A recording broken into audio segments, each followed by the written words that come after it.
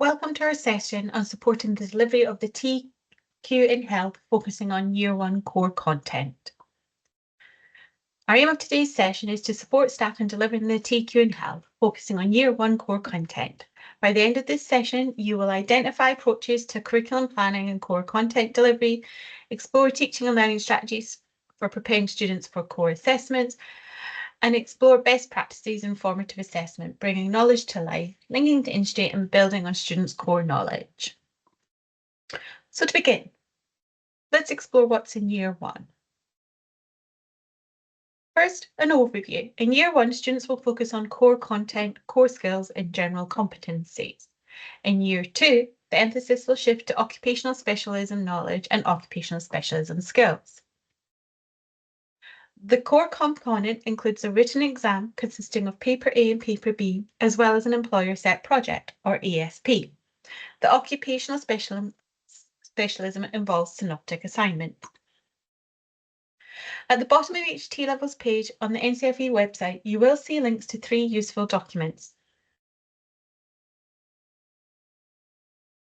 These useful documents are the regulations for the conduct of external assessment, which contains generic instructions for assessment, such as secure storage, invigilation, arrangements, starting the assessment, students' arrival, late, etc. We also have the qualification-specific instructions for delivery, or QSID, which breaks down requirements for each assessment in each qualification, such as whether it's supervised or invigilated, whether computer or internet is required, whether they can complete an online assessment, and set dates and times or windows. When planning teaching and delivery, consider incorporating the following components. Core content A, so ensuring the thorough coverage of fundamental topics. Core content B, including topics relevant to the curriculum. Core skills, so develop essential core skills that students need for academic and professional growth. General competency framework, so aligning teaching with maths, English and digital competencies required for the course in future careers. In regards to academic skills, foster skills such as critical thinking, research and academic writing. Teach strategies for effectively approaching and excelling in exams. Use ongoing assessments to gauge student understanding and provide feedback. Conduct practice exams to prepare students for the actual assessments. Encourage students to take initiative and responsibility for their own learning outside the classroom. Provide techniques for effective revision and retention of information, and instill professional attitudes and behaviours expected in the workplace. When planning teaching and delivery, consider the following external factors and commitments. Beware of all important days for exams, assessments and project deadlines. Plan for industry placement, consider during summer between first and second year and how they integrate with the curriculum. Review any existing commitments or plans that might affect your delivery schedule and adjust accordingly. Utilise the summer between the first and second year for project work, ensuring it complements the academic content.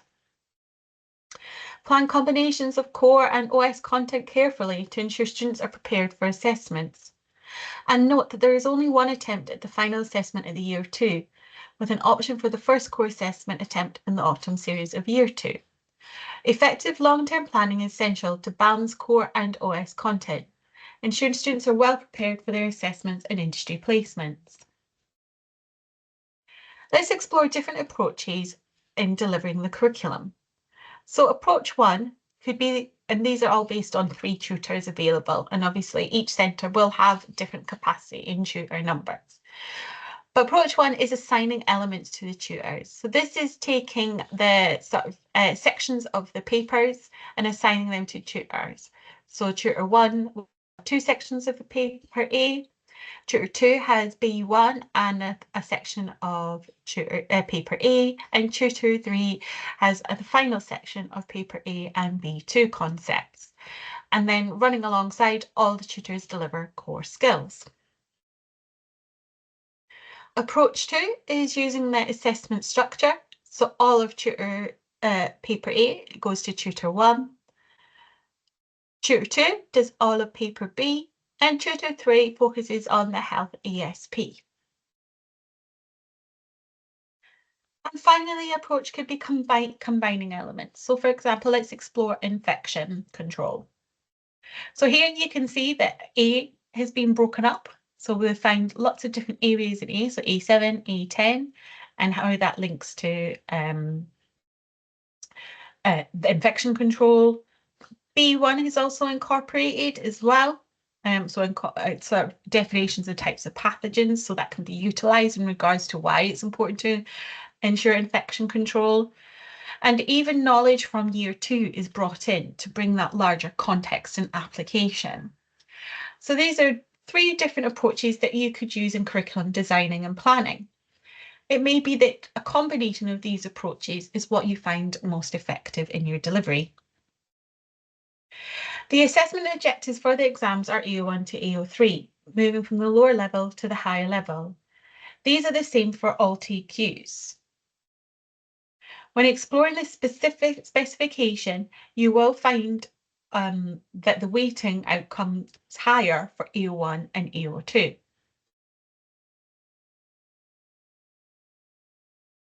For the employer assess project, there are 5 assessment outcomes. AO2 focuses on the pathway core skills, and you can see that actually quite a large weight is to the AO2, which is around about 45 to 50%. This highlights the importance of application of vocational skills and not just the application of knowledge. AO4 looks at the effective use of general competency framework in the assessment, with AO5 really focusing on that evaluation and reflection skills.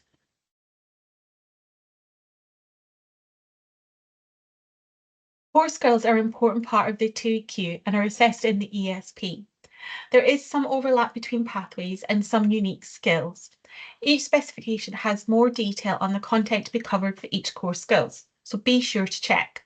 Specific core skills are assessed within each task, which you can find on the tutor guidance. The General Competency Framework applies to all T levels and can be found in the specification. So these are the English, Maths and digital competencies that are assessed throughout. The core skills are mapped as well. So here you can see that GEC 1, for example, is a map to these core skills, and then these skills throughout the occupational specialisms. And you will find that multiple core skills will repeat throughout. This should aid you in finding ways to embed maths, English and digital skills throughout delivery. So let's explore the importance of general competency framework. The GCF is crucial in ensuring students develop the necessary competencies to support successfully entering the industry. It provides a structured approach to building these essential skills required in the workplace.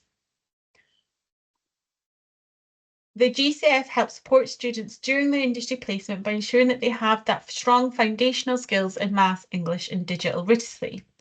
This alignment ensures students can effectively apply their knowledge in real-world settings. In regards to addressing key skills, these fundamental skills are assessed both in the core and synoptic assignments. Recent T-level assessment series have shown that students are scoring low in these areas, highlighting a need for targeted support and improvement. Feedback from providers, including Ofsted inspections, has pointed out gaps in skill development. For instance, during an inspection, a student was asked, how are your maths and English skills being developed whilst you're studying the T-level? This question underscores the need for clear integrated strategies to enhance these skills throughout the course. By addressing these areas, educators can ensure students are better prepared for both their assessments and their future careers. So in addition to the outlined curriculum planning, teaching strategies and assessment preparation, there are several other crucial elements that should be incorporated into the delivery. So these are some areas that we have identified. So from professional behaviours and skills, so demonstrating professionalism is crucial. This includes exhibiting respectful behaviours, punctuality and ethical conduct. to written and verbal communication. So mastery of both of these communications is fundamental. Clear and concise and effective communication ensures that ideas are conveyed accurately and persuasively, whether through reports, presentations, or conversations.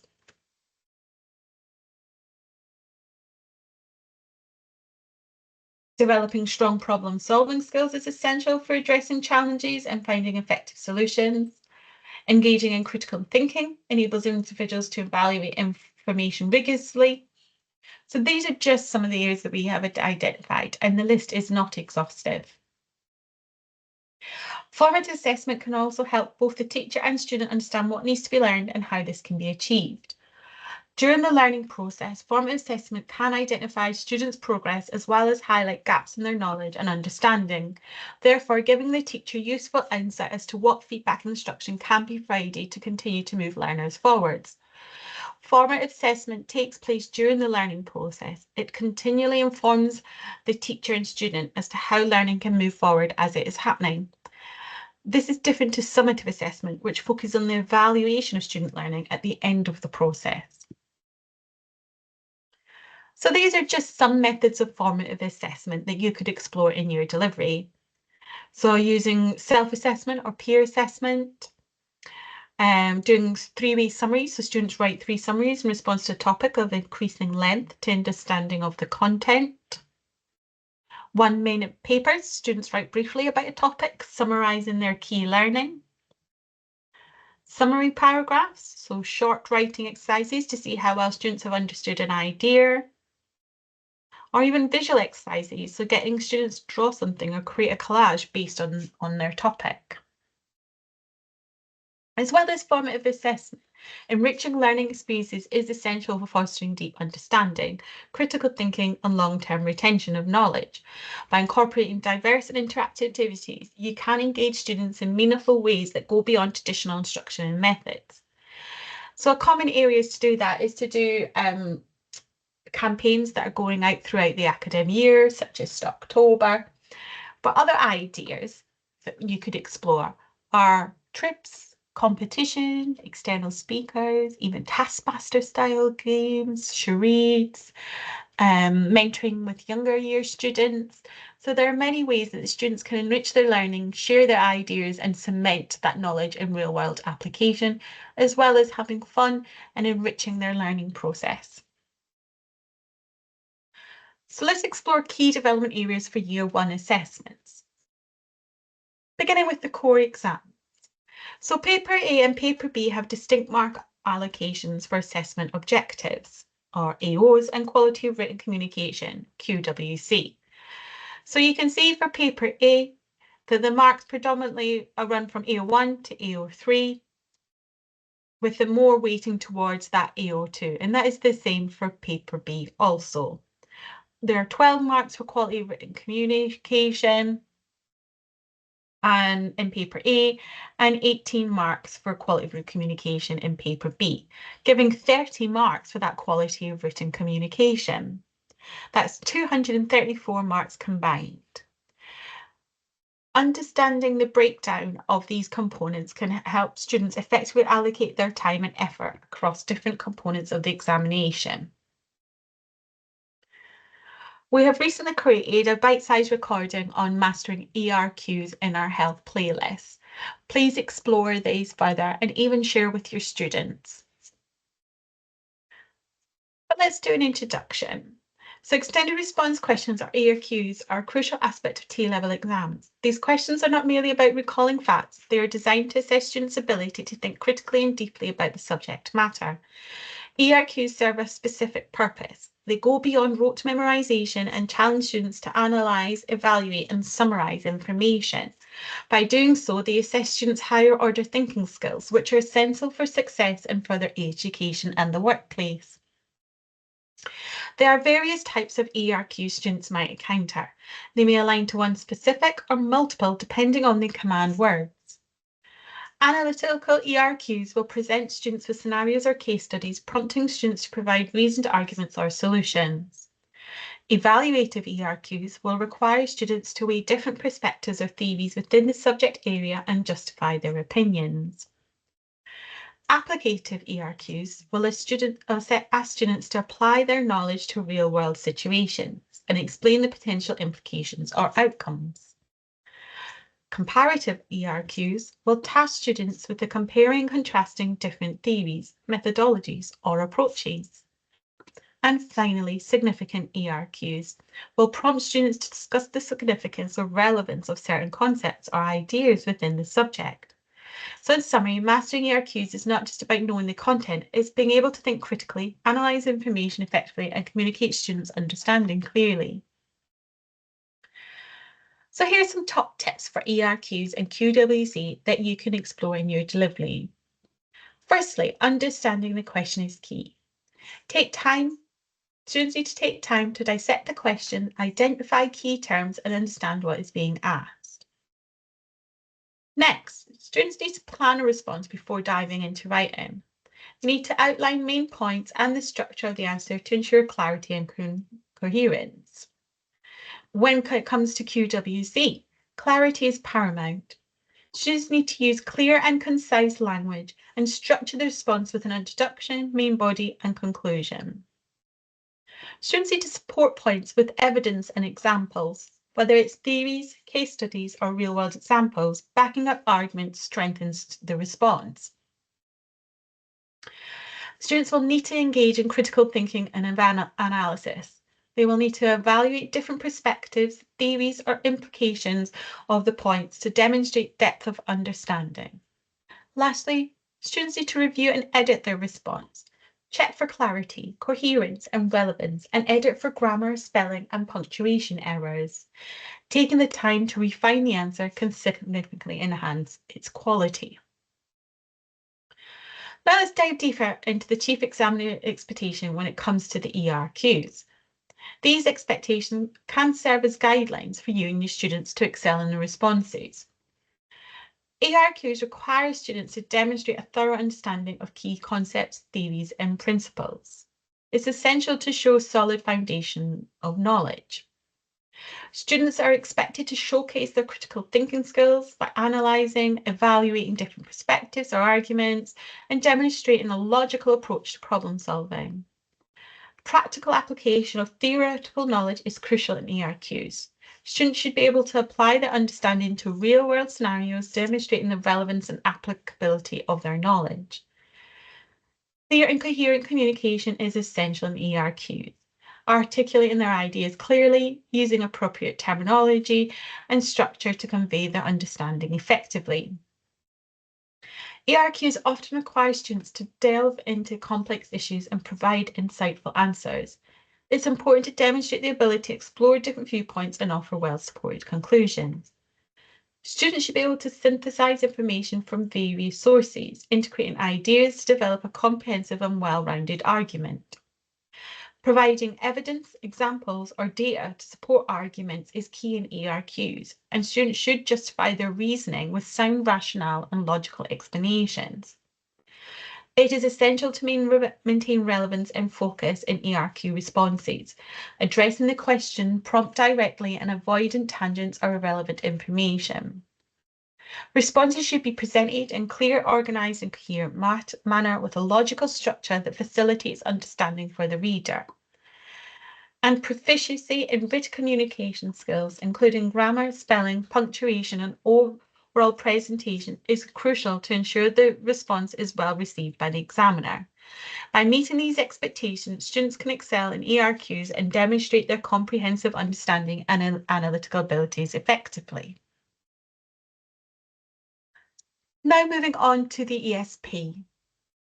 So there are employer-set project bite-sized recordings available in the Health Playlist channel, which breaks down each task in more detail with more exploration of Chief Examiner and a Grade A student. Please explore these in your own time.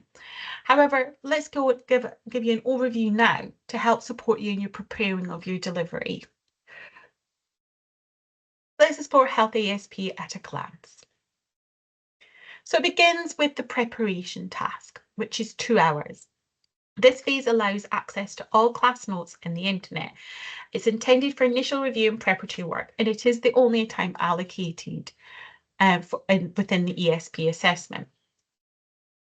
Task 1 is the 2-hour report. This task involves preparing a research report. Preparation and research are allowed prior to this task.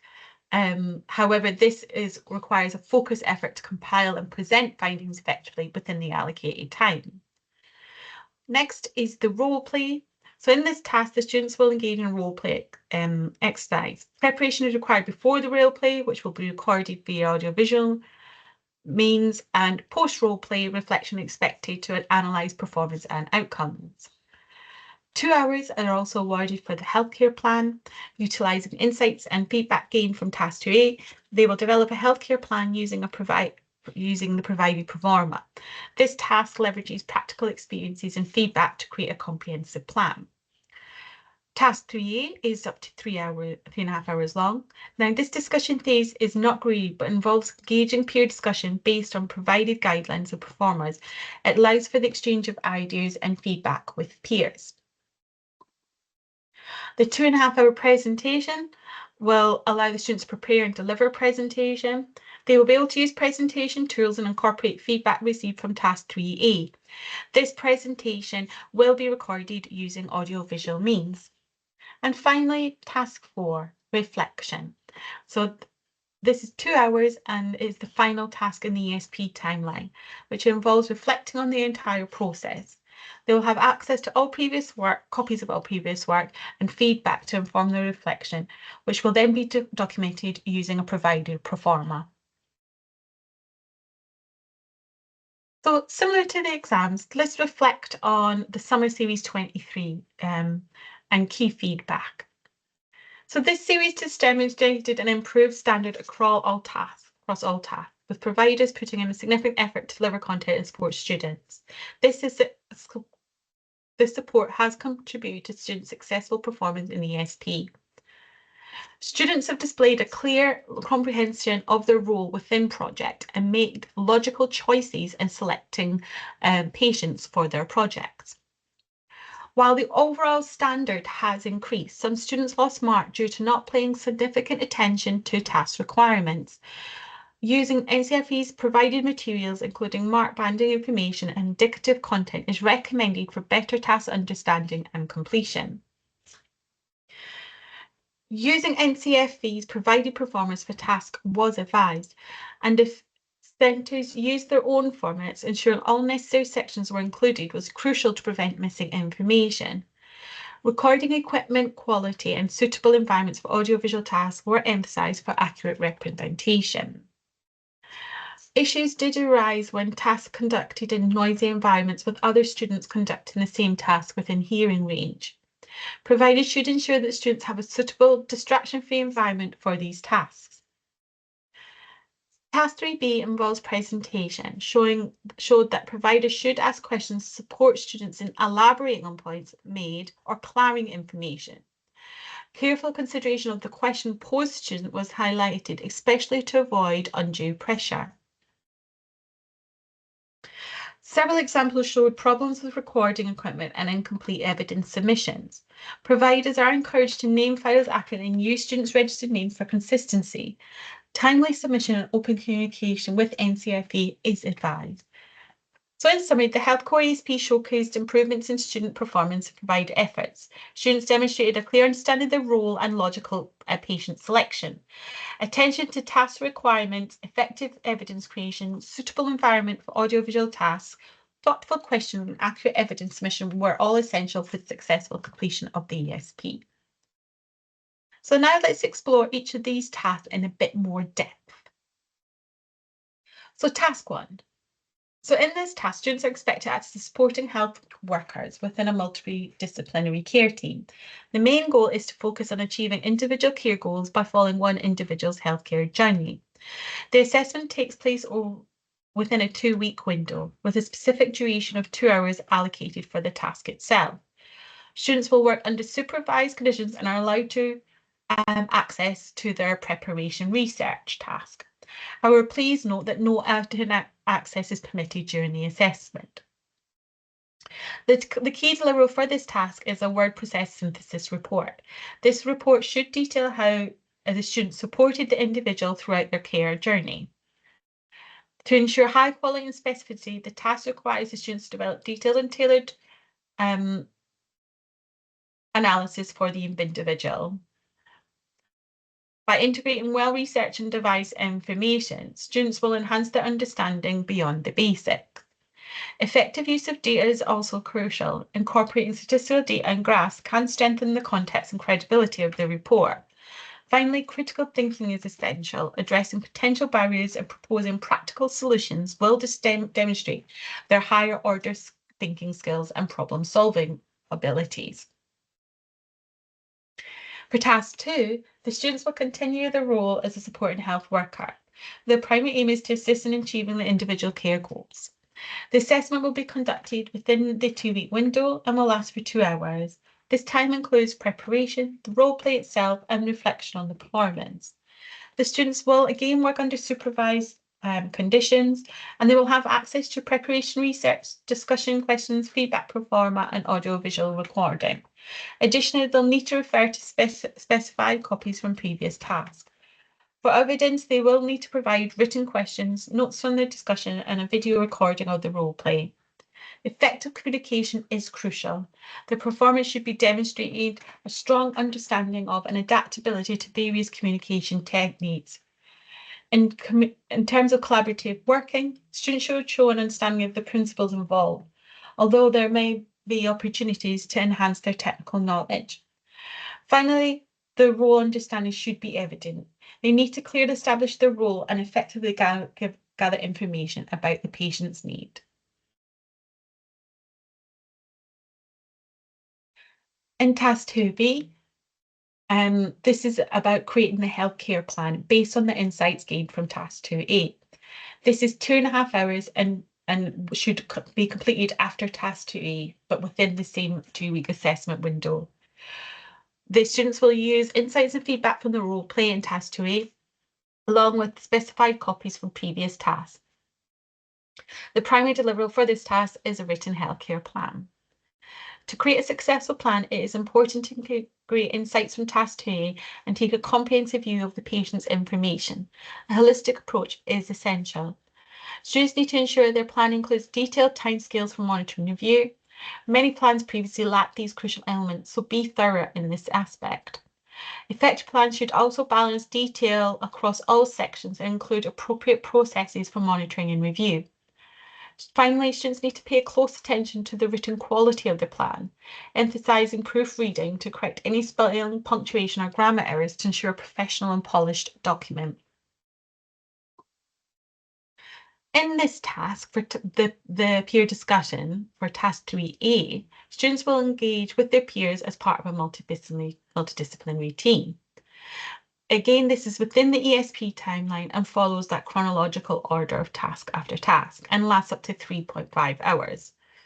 Students will need to use specified copies from previous tasks, follow discussion guidelines, and refer to performers provided for the tasks. For evidence, they should prepare a summary of the discussion points and the feedback they have received within those performers. The students need to ensure that their discussions are rooted in evidence from previous tasks, and the evidence-based approach will strengthen their quality of interactions. Students demonstrate critical evaluation by effectively assessing and providing feedback on their peers' contribution. This shows their ability to think critically and engage constructively. And lastly, communication skills are key. Highlight the importance of maintaining clear and respectful communication throughout the discussions.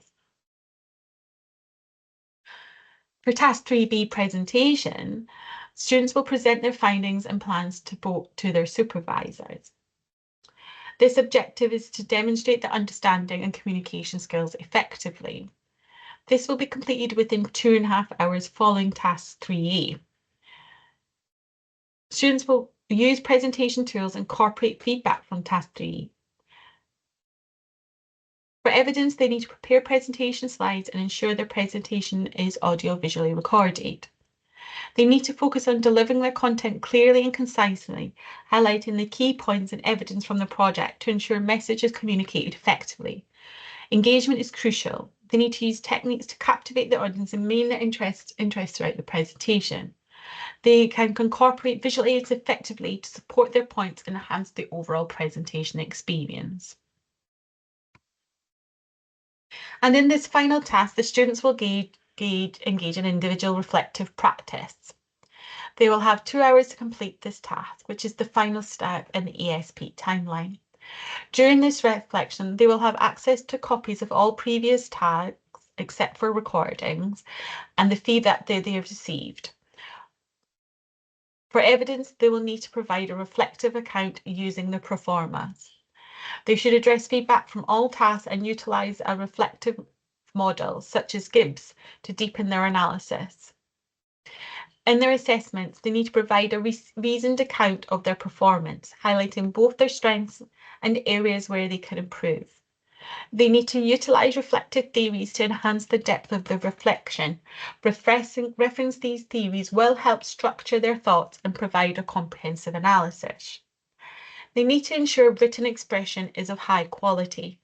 Avoid generic comments and redundancy by focusing on specific insights and detailed reflections based on evidence from previous tasks. This has now been the initial overview of the assessments, and we've also explored curriculum planning and design for Year 1. Now let's explore the support that is available for delivery. So there are Hodder textbooks available. The 29th of March showed the most recent edition available for Year 1 Core. And then on the 30th of August, the Support and Health Adult Nursing Team textbook is going to be published, and there will be an exam practice workbook also for the Health Core. As I mentioned earlier, we do have a catalogue of CPD available on our YouTube playlist, so please do explore these. And you continue to get additional support from NCFE through their provider hub and through curriculum consultation across your first 2 years delivery with myself to help support focusing on teaching and delivery. We also have a dedicated customer service T-level support email available for you. Please take a few minutes to complete this feedback form to share your invaluable insights. So to wrap up, so the aim of today's session was to support you in delivering the TQQ Health, focusing on Year 1 core content. I hope that you've been able to identify approaches to curriculum planning and core content delivery, that you've had the opportunity to explore teaching and learning strategies for preparing students for core assessment, and you've explored best practices in formative assessment, bringing knowledge to life, linking industry, and building on students' core knowledge. Thank you very much for watching this T-Level Health preparing for Year 1 delivery recording.